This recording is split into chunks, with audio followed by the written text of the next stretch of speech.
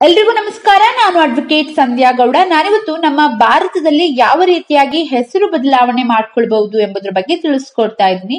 Video ನೋಡೋದಕ್ಕೂ ಮೊದಲು subscribe ಮಾಡ್ಕೊಂಡು ವಿಡಿಯೋನ ನೋಡಿ. ನನ್ನ ಹೊಸ ವಿಡಿಯೋಸ್ ಬಂದಾಗ ನಿಮಗೆ ನೋಟಿಫಿಕೇಶನ್ಸ್ ಬರುತ್ತೆ. ನನ್ನನ್ನ ಕಾಂಟ್ಯಾಕ್ಟ್ ಮಾಡಬೇಕು ಅಂದ್ರೆ ಡಿಸ್ಕ್ರಿಪ್ಷನ್ ನಲ್ಲಿ ನಂಬರ್ ಇದೆ, ಕಾಲ್ ಮಾಡಿ ಲೀಗಲ್ ಅಡ್ವೈಸ್ ಅನ್ನ ಕೂಡ ತಗೋಬಹುದು ಅಂತ ಹೇಳ್ತಾ ವಿಷಯನ ಸ್ಟಾರ್ಟ್ ಮಾಡ್ತಾ ಇದ್ದೀನಿ. ನಮ್ಮ ಭಾರತದಲ್ಲಿ ಹೆಸರು ಬದಲಾವಣೆ ಮಾಡಿಕೊಳ್ಳುವಂತವರು ತುಂಬಾ ಜನ ಇದ್ದಾರೆ.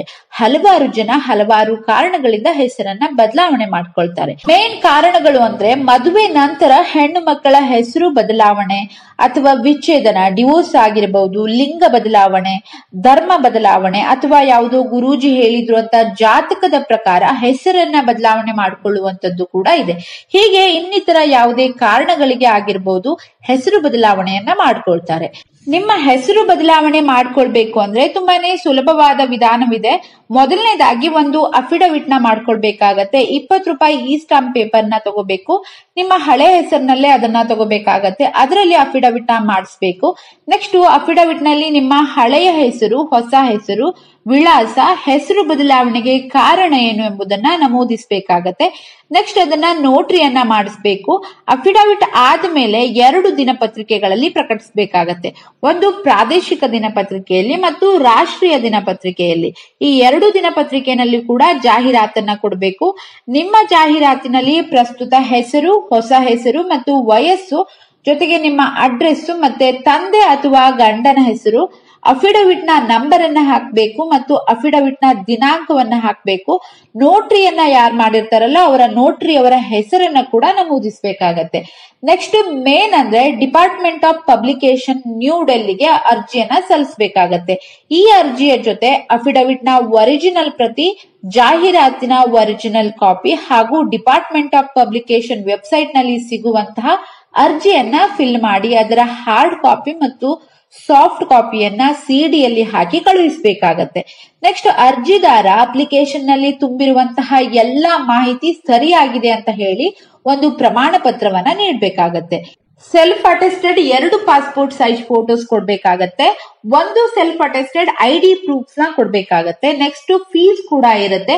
ಅದನ್ನ ಕ್ಯಾಶ್, ಡಿಡಿ ಅಥವಾ ಆನ್ಲೈನ್ ಪೇಮೆಂಟ್ ಮೂಲಕ ನೀವು ಯಾವ ರೀತಿ ಬೇಕಾದ್ರೂ ಕೂಡ ಮಾಡಬಹುದು. 2 ಸೆಟ್ ರೆಡಿ ಮಾಡ್ಕೊಂಡ್ರೆ ತುಂಬಾನೇ ಒಳ್ಳೇದು. ಯಾಕಂದ್ರೆ ಒಂದು ಸೆಟ್ ಒರಿಜಿನಲ್ ಕಾಪಿಯನ್ನ ನಿಮ್ಮ ಹತ್ರ ಇಟ್ಕೋಬೇಕು. ಒಂದು ಸೆಟ್ ಒರಿಜಿನಲ್ ಕಾಪಿಯನ್ನ ನೀವು ಡಿಪಾರ್ಟ್ಮೆಂಟ್ ಆಫ್ ಪಬ್ಲಿಕೇಶನ್ ಗೆ ಏನ್ ಸಲ್ಲಿಸಿರ್ತೀರಲ್ಲ ಅದನ್ನ ಅವರು ಹಿಂತಿರುಗಿಸೋದಿಲ್ಲ. ಇನ್ ಕೇಸ್ ಏನಾದ್ರೂ ರಿಜೆಕ್ಟ್ ಆದ್ರೆ, ನಿಮ್ಮ ಅರ್ಜಿ ಏನಿದೆಲ್ಲ ಅದು ರಿಜೆಕ್ಟ್ ಆದ್ರೆ ಅದಕ್ಕೆ ಕಾರಣವನ್ನ ಹುಡುಕಿ ಸರಿ ಮಾಡಿ ನೀವು ಮತ್ತೆ ಅರ್ಜಿಯನ್ನ ಕೂಡ ಸಲ್ಲಿಸಬಹುದಾಗತ್ತೆ. ನೆಕ್ಸ್ಟ್ ನೀವು ಅರ್ಜಿ ಸಲ್ಲಿಸಿದ ನಂತರ ಕಂಟ್ರೋಲರ್ ಆಫ್ ಪಬ್ಲಿಕೇಶನ್ ಅರ್ಜಿಯನ್ನ ಗೆಜೆಟ್ ಆಫ್ ಇಂಡಿಯಾದಲ್ಲಿ ಪ್ರಕಟಿಸ್ತಾರೆ. ಈ ಗೆಜೆಟ್ ಆಫ್ ಇಂಡಿಯಾವು ಡಿಪಾರ್ಟ್ಮೆಂಟ್ ಆಫ್ ಪಬ್ಲಿಕೇಶನ್ ವೆಬ್ಸೈಟ್ ನಲ್ಲಿ ಲಭ್ಯ ಇರುತ್ತೆ. ನೆಕ್ಸ್ಟ್ ಇದರ ಒಂದು ಪ್ರತಿ ಏನಿರುತ್ತಲ್ಲ ಅದು ಅರ್ಜಿದಾರನ ಅಡ್ರೆಸ್ಗೆ ಕಳುಹಿಸಿ ಕೊಡಲಾಗುತ್ತೆ. ಬೇರೆ ದಾಖಲಾತಿಗಳಲ್ಲಿ ಏನಾದ್ರೂ ನಿಮ್ಮ ಹೆಸರನ್ನ ಬದಲಾಯಿಸಬೇಕು ಅಂತಿದ್ರೆ ಅರ್ಜಿದಾರನು ಅರ್ಜಿ ಪತ್ರದೊಂದಿಗೆ ಈ ಗೆಜೆಟ್ ಕಾಪಿಯನ್ನ ಅಟ್ಯಾಚ್ ಮಾಡಿ ಸಂಬಂಧಪಟ್ಟ ಇಲಾಖೆಗೆ ಸಲ್ಲಿಸಬೇಕಾಗತ್ತೆ. ಈಗ ನಿಮ್ಮ ಎಜುಕೇಶನ್ ಸರ್ಟಿಫಿಕೇಟ್ ಆಗಿರ್ಬೋದು ಅಥವಾ ಯಾವುದೇ ಬೇರೆ ದಾಖಲೆಗಳಲ್ಲಿ ಹೆಸರನ್ನ ಸರಿ ಮಾಡಿಸಬೇಕು ಅಂದ್ರೆ ಅದಕ್ಕೆ ಸಂಬಂಧಪಟ್ಟ ಇಲಾಖೆಗೆ ಈ ಗೆಜೆಟ್ ಕಾಪಿ ಜೊತೆ ಒಂದು ಅರ್ಜಿಯನ್ನ ಕೊಟ್ರೆ ನೇಮ್ ಅನ್ನ ಸರಿ ಮಾಡ್ತಾರೆ. ಇದಕ್ಕೆ ಇವೆಲ್ಲ ಪ್ರೊಸೀಜರ್ ಏನಿದೆಲ್ಲ ಇದು ಮುಗಿಯೋದಕ್ಕೆ ಮಿನಿಮಮ್ ಅಂದ್ರೂ ಕೂಡ 6 ತಿಂಗಳ ಅವಧಿ ಹಿಡಿಯುತ್ತೆ. ಅದಕ್ಕಿಂತ ಹೆಚ್ಚಿಗೆ ಕೂಡ ಆಗಬಹುದು. ನೆಕ್ಸ್ಟ್ ಕೋರ್ಟ್ ಮೂಲಕ ಕೂಡ ನೀವು ಹೆಸರನ್ನ ಬದಲಾಯಿಸಿಕೊಳ್ಬಹುದು. ಯಾವ ರೀತಿ ಅಂದ್ರೆ ಡಿಕ್ಲರೇಷನ್ ಸೂಟ್ ಅನ್ನ ಫೈಲ್ ಮಾಡೋದ್ರ ಮೂಲಕ ಕೂಡ ಹೆಸರನ್ನ ಚೇಂಜ್ ಮಾಡಿಸ್ಕೊಳ್ಬಹುದು.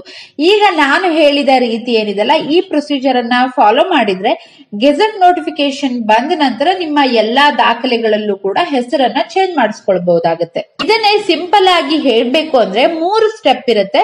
ಮೊದಲನೇದಾಗಿ ಅಫಿಡವಿಟ್ ಅನ್ನ ಮಾಡಿಸ್ಕೊಳ್ಬೇಕು. ನೆಕ್ಸ್ಟ್ ಡೈಲಿ ನ್ಯೂಸ್ ಪೇಪರ್ ನಲ್ಲಿ ಪಬ್ಲಿಕೇಶನ್ ಮಾಡಬೇಕು. ನೆಕ್ಸ್ಟ್ ಇಂಡಿಯನ್ ಗೆಜೆಟ್ ನಲ್ಲಿ ಪಬ್ಲಿಕೇಶನ್ ಆಗಬೇಕು. ಈ ರೀತಿ 3 ಸ್ಟೆಪ್ ಇರುತ್ತೆ ಅಷ್ಟೇ.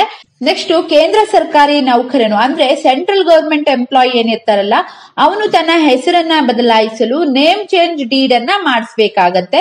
ನೆಕ್ಸ್ಟ್ ಮದುವೆ ನಂತರ ಹೆಸರು ಬದಲಾಯಿಸ್ತಾ ಇದ್ದಲ್ಲಿ ತಮ್ಮ ಅಫಿಡವಿಟ್ ನಲ್ಲಿ ತಂದೆ ಹೆಸರು, ಗಂಡನ ಹೆಸರು ಮತ್ತು ಮದುವೆ ಡೇಟ್ ಅನ್ನ ಕಾಣಿಸ್ಬೇಕಾಗತ್ತೆ. ನೆಕ್ಸ್ಟ್ NRI ಅಂದ್ರೆ ನಾನ್ ರೆಸಿಡೆನ್ಸ್ ಆಫ್ ಇಂಡಿಯನ್ ತಮ್ಮ ಹೆಸರನ್ನ ಬದಲಾಯಿಸಲು ಇಂಡಿಯನ್ ಕಮಿಷನ್ ಅಥವಾ ಇಂಡಿಯನ್ ಎಂಬಾಸಿಗೆ ವಿನಂತಿ ಪತ್ರವನ್ನ ಅಂದ್ರೆ ರಿಕ್ವೆಸ್ಟ್ ಲೆಟರ್ ಅನ್ನ ಬರಿಬೇಕಾಗತ್ತೆ. ನಿಮ್ಗೆ ಇನ್ನೂ ಹೆಚ್ಚಿನ ಮಾಹಿತಿ ಬೇಕು ಅಂದ್ರೆ ಇನ್ನೂ ಹೆಚ್ಚಾಗಿ ತಿಳ್ಕೊಳ್ಬೇಕು ಅಂತಿದ್ರೆ ಡಿಸ್ಕ್ರಿಪ್ಷನ್ ನಲ್ಲಿ department of publication website link ಅನ್ನ ಹಾಕಿರ್ತೀನಿ, ಅಲ್ಲಿ ನೀವು ಚೆಕ್ ಮಾಡಬಹುದು. ಸೊ ಇವತ್ತಿನ ವಿಷಯ ನಿಮ್ಗೆಲ್ಲ ಅರ್ಥ ಆಗಿದೆ ಅನ್ಕೋತೀನಿ. ವಿಡಿಯೋ ಇಷ್ಟ ಆಗಿದ್ರೆ ಲೈಕ್ ಮಾಡಿ, ಶೇರ್ ಮಾಡಿ ಮತ್ತು ಸಬ್ಸ್ಕ್ರೈಬ್ ಮಾಡೋದನ್ನ ಖಂಡಿತ ಮರಿಬೇಡಿ. Thank you so much.